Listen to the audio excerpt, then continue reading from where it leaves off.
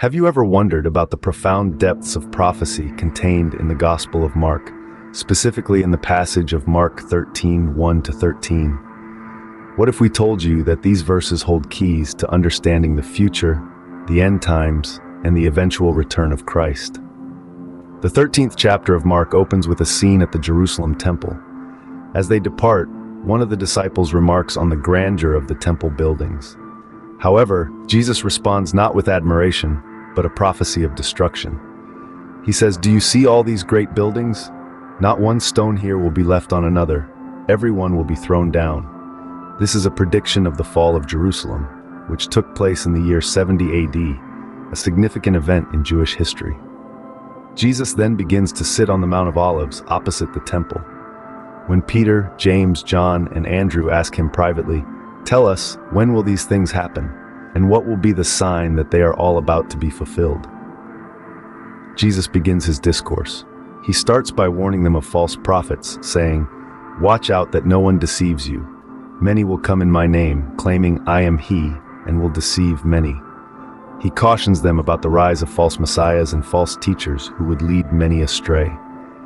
This is a timeless warning, as relevant today in our world filled with various voices and distractions. Jesus then talks about wars and rumors of wars, saying, "When you hear of wars and rumors of wars, do not be alarmed. Such things must happen, but the end is still to come."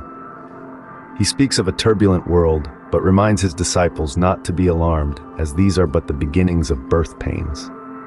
He goes on to describe other signs, nation rising against nation, earthquakes and famines. But amidst these trying times, he assures them of their divine protection. He says, "You will be handed over to the local councils and flogged in the synagogues. You will stand before governors and kings as witnesses to them, and the gospel must first be preached to all nations." The passage concludes with Jesus assuring his disciples that when they are brought to trial and persecuted, they should not worry about what to say.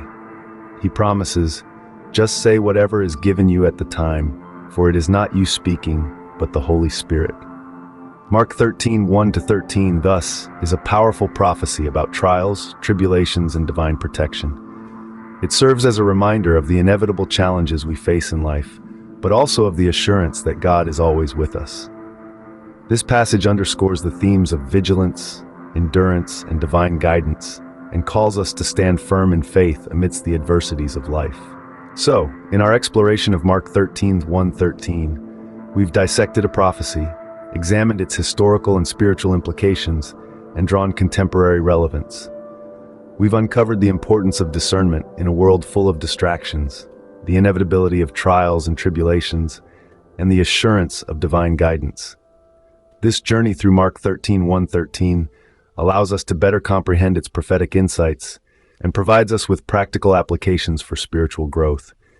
It encourages us to remain steadfast in our faith, vigilant against false teachings, and confident in the divine guidance of the Holy Spirit. As we conclude, remember the timeless wisdom of Mark 13:1-13, and may it illuminate your path and deepen your connection with the divine.